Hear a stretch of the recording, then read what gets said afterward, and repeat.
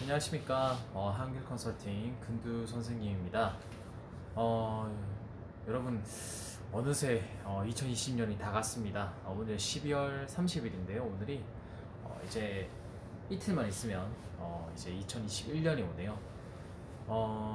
참 코로나 때문에 이 취업이라는 부분에서도 많은 영향력이 있었는데, 만약에 이제 이번 코로나 때문에 혹시 취업을 아직 못하셨거나 그런 분들이 있으시다면 2021년에는 꼭 취업에 성공하시기를 바라며, 오늘은 아마 이제 2020년의 마지막 이야기가 될 것 같은데, 어떤 이야기를 해볼까 고민을 하다가요, 좀 본질적인 이야기에 대해서 좀 해보고 싶어요. 내 자소서가 매번 탈락하는 이유, 그 부분에 대해서 좀 이야기를 할 텐데, 뭐 이거는 개인이 작성하는 자소서이기 때문에 사실은 뭐 다양한 이유들이 있겠죠. 그런 이유들이 있는데, 통상적으로 조금 큰 의미에서 봤을 때 자소서가 계속 탈락을 하는 이유, 그 부분에 대해서 오늘은 조금 이야기를 해보고자 합니다. 네. 사실 뭐 컨설팅을 하면 개인마다 그 불합격을 하는 이유들은 조금 다 있어요. 다 이제 있는데, 포괄적인 의미에서 본다는 거 기억하시고요. 자, 첫 번째로는 스펙이 안 되는 겁니다. 스펙. 지금 이제 블라인드 채용이나 이런 것들이 많이 있다고 하지만, 아직 이제 소위 우리가 스펙이라고 얘기하는 것들, 뭐 토익이든 인턴 활동이든 아니면 뭐 학교도 될 거고요, 학점 뭐 이런 것들, 그런 것들이 제대로 쌓여져 있는지, 기업에서 원하는 기준치에 속할 정도의 어느 중에 그 역량을 가지고 있는지, 그 부분에 대한 어떤 스펙이 부족하였을 때 불합격이 될 수가 있다는 거죠. 생각보다 많은 취준생분들이요, 거의 턱걸이의 수준 있죠. 기업들이 요구하는 최소한의 수준, 그 스펙만은 갖춰놓고 합격이 잘 되지 않아요 라고 이야기하는 분들이 많습니다. 그런데 여러분들 대기업 기준으로 봤을 때는 그곳에 지원하는 친구들이 그 커트라인에 맞춰져서 지원을 하는 애들이 많을까요? 아니면 그거를 넘어서는 사람들이 많을까요?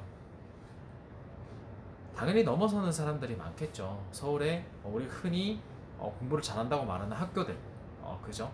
서영고 비롯해가지고 상위 16개 대학들 있죠. 그쪽에 있는 친구들을 봤을 때, 물론 그 친구들이 늘 다 잘한다 이런 건 아니지만, 그런 거를 봤을 때, 이 스펙이 단순히 커트라인 정도에만 왔음에도 불구하고 합격이 잘 되지 않는다, 이렇게 얘기를 하는 부분이 있습니다. 이 커트라인이라는 것은 여러분들의 서류를 합격할 수 있는 최소한의 기준을 갖췄다 정도밖에 안 되는 거예요. 이게 완벽하게 합격을 한다라는 보장이 아니라는 거죠. 그렇다면 그 스펙이 당연히 상대적인 기준에서 봤을 때 그 스펙이 당연히 높은 사람이 뽑힐 가능성이 당연히 높을 수밖에 없겠죠. 그거는 당연한 부분이에요. 여러분들이 대표더라도 그렇잖아요. A와 B가 있어요. 스펙이 A가 월등하게 높아요. 근데 B는 최저 스펙만 맞췄어요. 그럼 누굴 뽑으시겠어요? 여러분 당연히 A를 뽑으시겠죠. 물론 뭐 다른 또 환경적 요소들이 있기는 하겠지만, 그런 것들을 봤을 때 스펙은 높을수록 좋아요. 그러니까 여러분들 정말 토익이나 이런 것들은 어렵잖아요. 좀 해도 안 되는 친구들이 있거든요. 그런 분들은 최소한만 맞추시되, 최대한 내가 받을 수 있는 만큼의 어떤 최대한의 스펙을 끌어올리시는 거를 저는 좀 권해드릴게요. 보수적으로 생각하셔야 돼요, 취업은. 자, 그 다음 두 번째, 자소서를 개떡같이 썼을 때. 네. 너무 발음이 셌나요? 보시면요, 자기소개서를 되게 아무 때나 개발세발로 너무 막 써놓으신 분들이 많아요. 생각보다 그냥 일반적인 글과 자기소개서는 조금 쓰는 방식이 다르긴 한데, 일반적인 글쓰기 관점에서 봤을 때도 이게 글인지 그냥 자기의 어떤 속 얘기를 주절주절 얘기한 건지 구분이 안 되는 자소서들이 굉장히 많거든요. 인사 담당자들이 여러분들의 자소서를 생각보다 그렇게 꼼꼼하게 못 읽어내요. 그렇다면 어떻게 해야 될까요? 그 인사 담당자의 어떠한 뇌리에 팍 꽂히는 그런 내용들이 자기소개서 부분에 담겨 있어야 된단 말이죠. 근데 정말 잘 쓴 자소서는요, 첫 문장만 봐도 대충 티가 납니다. 첫 문장만 봐도 내가 계속 읽고 싶은지 그냥 쓰레기통에 버리고 싶은지, 그게 판단이 된다는 거죠. 그렇다면 여러분들의 자소서를 한번 객관적으로 보세요. 그 자소서가 정말로 잘 쓰여진 자소서인가, 남이 봐도 고개를 끄덕끄덕하게 만드는 자소서인가, 그 부분을 캐치하실 필요가 있다는 거죠. 굉장히 중요합니다, 여러분. 그렇기 때문에 잘 쓴 자기소개서 하나를 갖고 계시는 거를 권해드린다는 말을 매번 해드리는 게 이러한 이유에 있다는 거. 그걸 꼭 기억하시기 바라겠습니다. 그 다음에 세 번째, 방향을 잘못 잡아서. 자, 자소서를 쓸 때 그 두 번째 이유랑 좀 연계되는 부분이에요. 사실은 그 자기소개서에서 나타내는 그 질문에서 얻고자 하는, 구하고자 하는 답이 있단 말이죠. 근데 그 답이 있는데 그 답을 제시하긴 제시했는데 풀어나가는 과정이 맞지가 않아. 뭐 하물며 답이 틀리는 경우도 있어. 그런 경우에는 어떻게 될까요? 방향이 완전 맞지가 않죠. 이렇게 해석을 잘못하는 경우에도 잘못 쓴 자소서로 분류가 되어서 쓰레기통으로 갈 가능성이 굉장히 큽니다. 여러분, 2 더하기 2는 4죠. 2 곱하기 2도 4죠. 답은 같아요. 근데 풀어내는 과정은 다르죠. 그죠? 그렇기 때문에 그 과정과 제시하고자 하는 답안, 이 부분이 질문과 명확하게 맞아떨어져야 됩니다. 그렇기 때문에 이 부분이 정말 제대로 작성을 하고 담아냈는지 그 부분에 대한 생각도 해보셔야 된다는 거 말씀을 드리겠고요. 그 다음에 네 번째, 정말 이 기업에 안 맞아서. 그런 경우가 간혹 있어요. 사실은 기업마다 선호하는 인재상이라는 게 있어요. 실제적인 인재상이요.